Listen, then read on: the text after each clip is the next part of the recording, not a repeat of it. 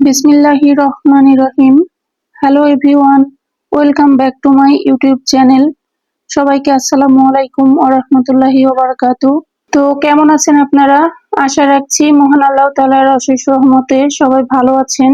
আলহামদুলিল্লাহ, গত কয়েকদিনের তুলনায় আজ অনেকটা ভালো আছি আপনাদের দোয়া ও মহান আল্লাহ তাআলার অশেষ রহমতে। তো চলে এসেছি আরো একটি নতুন ভিডিও নিয়ে। নতুন আরেকটি ভিডিওতে আপনাদের সবাইকে ওয়েলকাম। তো শুরুতেই আমার আপু ভাইয়াদের কাছে আমার ছোট্ট একটি রিকোয়েস্ট, যারা ভিডিওটি দেখার জন্য ক্লিক করেছেন, প্লিজ প্লিজ একটা লাইক দিয়ে ভিডিওটি কন্টিনিউ করবেন। কেননা আমার ভিডিওতে যে পরিমাণ ভিউ হয়, ভিউ এর তুলনায় লাইকের সংখ্যা কিন্তু খুবই কম থাকে। ছোট্ট একটা লাইক দিতে আপনারা কেন ভুলে যান বা কেন দেন না আমি জানি না। তো পুনরায় রিকোয়েস্ট করছি, প্লিজ একটা লাইক দিয়ে ভিডিওটি কন্টিনিউ করবেন। আজকের এই ভিডিওটা আমার কাছে একটু বিশেষ। শরীরটা এখনো পুরোপুরি সুস্থ না, তবে আগের চেয়ে অনেকটা ভালো আছি। অসুস্থ শরীর নিয়ে অনেকটা কষ্ট করেই আজ রান্না করলাম, কারণ আপনাদের ভালোবাসা আমাকে শক্তি দেয়। তো আজকের রেসিপিতে থাকছে সিদ্ধ আলু দিয়ে কাতলা মাছের ঝোল, আর তার সাথে থাকছে কাঁচকলা ভর্তা। তো আশা করি আপনারা ভিডিওটি স্কিপ না করে শুরু থেকে শেষ পর্যন্ত ফুল ওয়াচ করবেন। তো এই যে আপনারা দেখতে পাচ্ছেন, অলরেডি সিদ্ধ আলু এবং কাঁচকলা দুইটাই অলরেডি আমি সিদ্ধ করে নিয়েছি প্রেসার কুকারের মধ্যে। তো এখানে আমি অফ ক্যামেরায় ছিলে নিয়েছি, আলুগুলো ছিলে নিয়েছি, কাঁচকলাও ছিলে নিয়েছি। আর এখানে দেখেন ভাত বসিয়ে দিয়েছিলাম, সেটাও অফ ক্যামেরায় দিয়েছিলাম। তো ভাতটাও আমার হয়ে গিয়েছে। যেহেতু অসুস্থ শরীর, তাই সবকিছু ভিডিও ওভাবে করে উঠতে পারিনি। বেশ কিছু বিষয় আমার অফ ক্যামেরা হয়ে গিয়েছে। তো যারা আপনারা ভিডিও করেন তারা জানেন যে ভিডিও করতে কতটা সময় লাগে বা কতটা কষ্ট হয়। তো এই যে আমি অফ ক্যামেরায় মাছও ভাজি করে নিয়েছি, আপনাদের দেখিয়েছিলাম কাতলা মাছ আমি নিয়েছিলাম লক্ষ্মীপুর বাজার থেকে। তো এটা আজকে মাছের লেজা, পেটের সাইড আর বেশ কিছু পিঠের সাইড গুলো নিয়ে আজকে আমি সিদ্ধ আলু দিয়ে একটা রেসিপি রান্না করছি, কাতলা মাছের ঝোল, যেটা কিনা অনেক মুখরোচক একটা খাবার, মানে অনেক মজা লাগবে। আমি যে প্রসেসে রান্না করছি আপনারাও এই প্রসেসে একবার রান্না করে দেখবেন, আশা করি অনেক ভালো লাগবে। আলু দিয়ে তো আপনারা অনেক আইটেম রান্না করে খেয়েছেন, তবে আলু সিদ্ধ করে এভাবে বড় মাছ দিয়ে একবার ঝোল করে রান্না করে খেয়ে দেখবেন, আশা করি এই স্বাদ ভুলতে পারবেন না, অনেক ভালো লাগবে। তো দেখেন চুলার এক পাশে আমার যদিও ফ্রাই প্যানে মাছ ভাজা হয়ে গিয়েছে, আর আরেক পাতিলে আমি বেশ কিছু পেঁয়াজ দিয়ে দিয়েছি। সেই পেঁয়াজটা একটু হালকা করে ভেজে নিব, মানে ব্রাউন কালার করে ভেজে নিচ্ছি। তো ভাজা যখন হয়ে গিয়েছে আমি কয়েক দানা কিন্তু গোটা জিরা দিয়ে দিলাম। তো যখন ব্রাউন কালার হয়ে ভেজে আসবে তখন আমি কয়েকটি জিরা দানা যখন দিয়ে দিব তখন কিন্তু অন্যরকম একটা ফ্লেভার পাবো, ঠিক আছে? তো অন্যরকম একটা যখন ফ্লেভার আসে তখন আরেকটু আমি নাড়াচাড়া করে ভেজে নিব, খুব সুন্দর একটা ঘ্রাণ আসবে। তখন এখানে যে সিদ্ধ করে আমি আলুগুলো টুকরো করে রেখেছি, সেই টুকরো আলুগুলো সবগুলো একসাথে সেই ভাজা পেঁয়াজের মধ্যে দিয়ে দিব। তো আপনারা দেখতে পাচ্ছেন সবগুলো আলু কিন্তু আমি একটা খুন্তির সাহায্যে সবগুলো পেঁয়াজের মধ্যে দিয়ে দিচ্ছি। তারপরে একটু যেহেতু পেঁয়াজটা ব্রাউন কালার হয়ে গিয়েছে, তো ভাবলাম তেলের মাঝে একটু নাড়াচাড়া করে নিই। সেজন্য আমি পেঁয়াজগুলোর মাঝে আলুগুলো খুব সুন্দরভাবে একটু নাড়াচাড়া করে নিলাম। তারপরে চুলার ভলিউম একদম লো হিটে দিয়ে দিলাম। লো হিটে দেওয়ার পরে আমি যে মশলাগুলো এখানে অ্যাড করব সেগুলো কিন্তু এক এক করে দিয়ে দিব। তো শুরুতেই এখানে আমি ১ চামচ লবণ দিয়ে দিলাম, যদিও লবণ স্বাদ মতো দিয়ে দিবেন আপনারা, যতখানি প্রয়োজন হবে। স্বাদ মতো আমি লবণ দিয়ে দেওয়ার পরে এখানে আরো বেশ কিছু মশলা আমি অ্যাড করব। সেগুলো হচ্ছে, এখানে যেহেতু আমার হলুদটা খুবই ভালো, এই জন্য 1/2 চামচের মতো হলুদ গুঁড়া দিয়ে দিলাম। তারপরে আমি একটু ঝাল ঝাল পছন্দ করি রান্নাটা, এই জন্য প্রায় 1 চামচ আমি শুকনা মরিচের গুঁড়া দিয়ে দিলাম। তো শুকনা মরিচটা আমারও বেশ ভালো, হলুদের পাশাপাশি মরিচ গুঁড়াও খুব ভালো, সেটা দিয়ে দিলাম। তার পাশাপাশি এখানে আমি বাটা মশলা 1 চামচের মতো দিয়ে দিয়েছি। তো এই সবগুলো উপকরণ যখন দেওয়া শেষ হয়ে যাবে, তখন কিন্তু আমি এই সবগুলো উপকরণ আলুর সাথে খুব ভালোভাবে মিশিয়ে নিব। তো এই মশলাগুলো আলুর সঙ্গে খুব ভালোভাবে ভেজে নিতে গিয়ে যদি আপনার মনে হয় তেলের পরিমাণটা একটু কম আছে, আপনি চাইলেই কিন্তু তেল আরেকটু অ্যাড করতে পারেন। এখানে আমি আরেকটু তেল ইচ্ছা করলেই অ্যাড করতে পারতাম, কিন্তু আমি এত তেলে রান্না করব না, সেজন্য আমি তেল দিলাম না। যে তেল দিয়ে পেঁয়াজ ব্রাউন কালার করে ভেজেছিলাম, সেই তেল দিয়েই আমি পুরো আলুটা খুব ভালোভাবে ভেজে নিচ্ছি। আর তারপরেও মাছ ভেজেছি, মাছের ওখানে তো একটু তেল রয়েছে, তো সেটাও তো এর মধ্যে যাবে, সেজন্য আর কি আমি কোনো তেল অ্যাড করলাম না। খুব ভালোভাবে সিদ্ধ আলুগুলো ভেজে নিচ্ছি। যদিও বা আলুগুলো সিদ্ধ করা ছিল, তো তারপরেও আমি মশলাগুলো খুব ভালোভাবে মিশে যাওয়ার জন্য সামান্য একটু পানি অ্যাড করে দিলাম। এই পানিটা দিয়ে সবগুলো মশলা যেন ভালো মতো মিশে যায়, সেজন্য একটু পানি দিয়েছি, তো দেখলাম যে না, এতটুকু পানি দিয়ে হচ্ছে না, তো তখন আমি আরেকটু পানি দিয়ে দিলাম। দিয়ে মশলাগুলো আলুর সাথে খুব ভালো মতো কষিয়ে নিচ্ছি, যেন একটা গ্রেভি গ্রেভি ভাব আসে সে পর্যন্ত অপেক্ষা করব। মশলাগুলো চারিদিকে নাড়াচাড়া করে এখন আমি ঢাকনা দিয়ে খুব সুন্দরভাবে ঢেকে দিব এবং বেশ কিছুটা সময় অপেক্ষা করব। মশলাটা আলুর সঙ্গে একদম মিশে যাওয়া পর্যন্ত ওয়েট করব। চুলার উপরে আলু কষাতে দিয়ে আমার মেয়ে বলতেছে, আম্মু আখ নিয়ে এসেছে আব্বু, কিন্তু আমি তো এটা খেতে পারছি না, তো আখগুলো একটু কেটে দিলে আমার খেতে খুব ভালো হয়। সেজন্য ছোটবেলার স্মৃতি মনে পড়ে গেল। তো আমার মা সব সময় কিন্তু আমাকে আখ এভাবে কেটে দিত। যদিও বা আমরা আখ দাঁত দিয়ে ছিলে খেতাম, কিন্তু তারপরেও আমার সুবিধার্থে আমার মা সব সময়ের জন্য এইভাবে টুকরা টুকরা করে আখ ছিলে আমাকে বাটিতে দিত। তো আমি ভাবলাম আমার মেয়ে যখন এখন খেতে পারছে না, তো সেভাবে কেটে দিই। তো দেখতেই পাচ্ছেন আমি অনেকগুলো আখ ছিলে রেখেছি, আমার মেয়ে যখন খাবে তখন খাবে, এই তো টেবিলে রেখে দিলাম।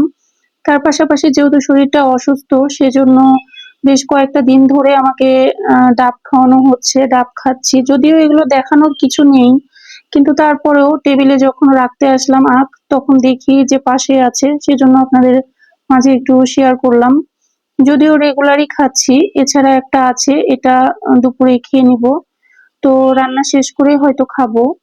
তো আখগুলো দেখেন, সাইজগুলো টুকরা টুকরা করে কেটেছি, বেশ খেতে সুবিধা হবে। মুখের মধ্যে দিয়ে চিবোলে কিন্তু রসগুলো বেরিয়ে আসবে। তো টেবিলে আমি ঢাকনা দিয়ে রেখে দিলাম, মেয়েরা যখন ইচ্ছা খাবে। তারপরে চলে আসলাম আবার রান্নাঘরে। তো রান্নাঘরে এই যে আমি লো হিটে যে আলুটা কষানোর জন্য রেখে দিয়ে গেছিলাম, তো সেটা আর কি দেখেন তেল ছেড়ে দিয়েছে, অনেকটা গ্রেভি ভাব চলে এসেছে। তো তার মধ্যে যে ভেজে রাখা মাছগুলো ছিল, এক এক করে কিন্তু প্রত্যেকটা মাছ আমি দিয়ে দিচ্ছি। আপনারা তো অলরেডি দেখতেই পাচ্ছেন। তো এখানে আরেকটা ব্যাপার দেখেন, আমি বললাম যে তেল, যে মাছগুলো ভেজেছি তাতেও বেশ কিছুটা তেল থাকবে। দেখেন এখানে কিন্তু আমি আরেকটু তেল যদি রান্নায় দিতাম, তাহলে কিন্তু রান্নায় তেল বেশি হয়ে যেত। তো এই যে মাছের যে তেলটা ভাজার পরে যে প্যানে লেগে আছে, ফ্রাই প্যানে যে তেলগুলো লেগে আছে, সম্পূর্ণ তেল কিন্তু আমি এই তরকারিতে দিয়ে দিচ্ছি। তো মাছের তরকারির যেই কালারটা, সেটা আপনারা দেখলেই বুঝতে পাচ্ছেন কতটা সুন্দর একটা কালার এসেছে। তো যেহেতু সেদ্ধ আলু ছিল, সেজন্য খুব একটা বেশি নাড়াচাড়া করব না, কারণ খুব একটা বেশি নাড়াচাড়া করলে গলে যাওয়ার সম্ভাবনা থাকবে, আর গলে গেলে একদম ঘন্ট হয়ে যাবে। তো আমি ঘন্ট করব না, মাছ দিয়ে দিলাম, তো একটু কিছুটা ঢাকা চাপা দিয়ে রাখবো বেশ কিছুটা সময়। ঢাকা চাপা দিয়ে রাখলে খুব সুন্দর একটা স্বাদ আসবে, মাছগুলো সব মশলাগুলো টেনে নিবে।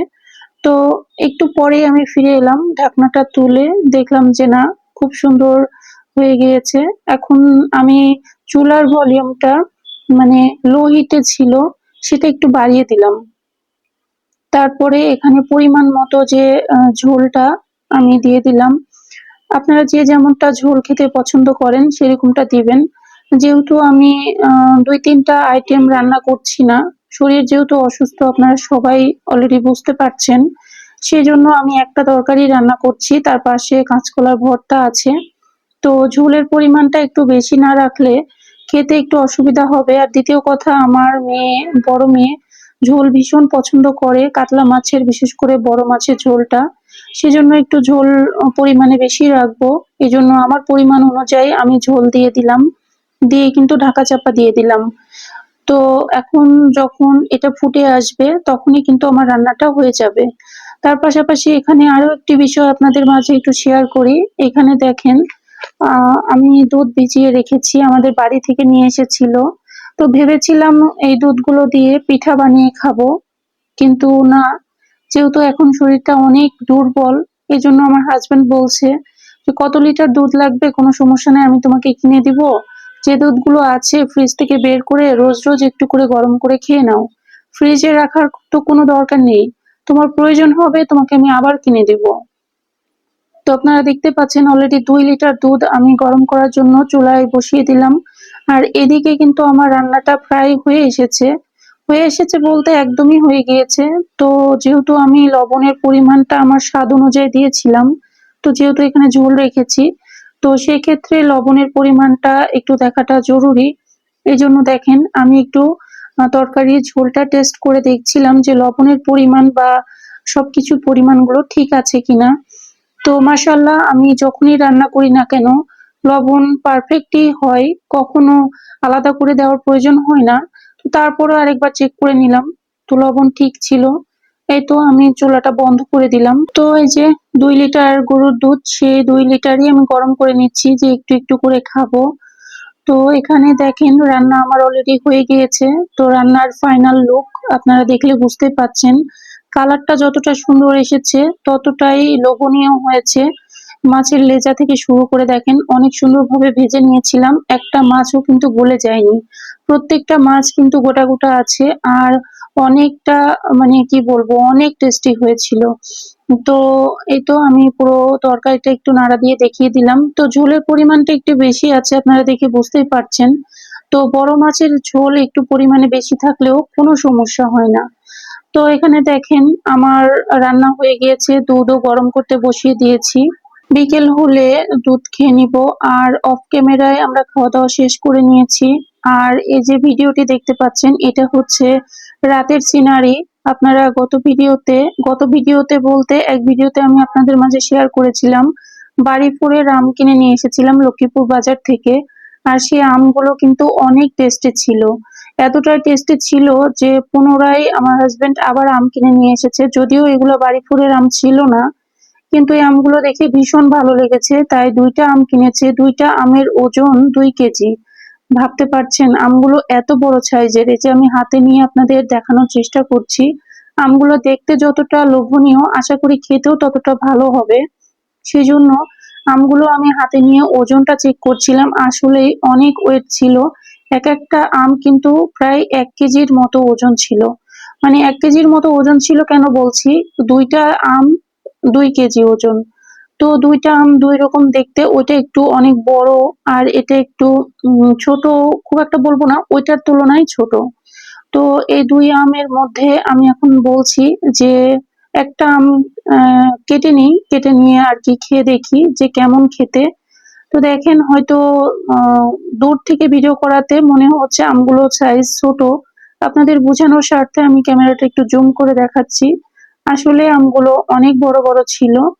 তো সেজন্য আমার মেয়েকে বলছি যে আম্মু এই মুহূর্তে কি আম কেটে নিব। আমার ছোট মেয়ে এসে বলছে যে আম্মু এই বড় আমটা একটু কম পেকেছে, তো এটা পরেও খাওয়া যাবে, আর এই আমটা একটু বেশি পাকা, তো এটা তুমি কেটে নাও, এটা আমরা খেয়ে নিই আর ওই আমটা পরের দিন খাবো। তো এই যে ম্যাজিক করে অলরেডি আম কেটে নিয়ে চলে এসেছি একটা বাটিতে, যেটা আপনারা দেখতেই পাচ্ছেন, একটু দেখিয়ে দিলাম। আমের কালারটা কিন্তু মাশাআল্লাহ অনেক সুন্দর। তো এখন টেস্ট করার পালা। ফুড রিভিউ দিবে আমার হাজবেন্ড, আমার 2 মেয়ে। তো এখানে আমার হাজবেন্ড ফার্স্টে শুরু করলো বিসমিল্লাহ বলে। খেয়ে আমার হাজবেন্ড বলতেছে যে বাড়িপুরের যে আমটা ছিল সেটার মতো এতটা টেস্টি না। তো আম খেতে খেতে এখন আমি আপনাদের মাঝ থেকে বিদায় নিচ্ছি। কথা হবে পরবর্তী কোনো ভিডিওতে। এই ভিডিওতে যদি আমার ভয়েসের মাঝে কোনো ভুল ত্রুটি থাকে প্লিজ ক্ষমা সুন্দর দৃষ্টিতে শুনবেন। আর যদি আপনাদের কাছে আজকের এই ব্লগটি ভালো লাগে তাহলে একটা লাইক দেবেন, কমেন্ট করবেন এবং কমেন্টে জানাবেন কেমন লাগলো। আর হ্যাঁ, এখনো যদি আপনারা সাবস্ক্রাইব না করে থাকেন তাহলে সাবস্ক্রাইব করে পাশে থাকবেন। সবাই ভালো থাকবেন, সুস্থ থাকবেন। আল্লাহ হাফেজ। আসসালামু আলাইকুম।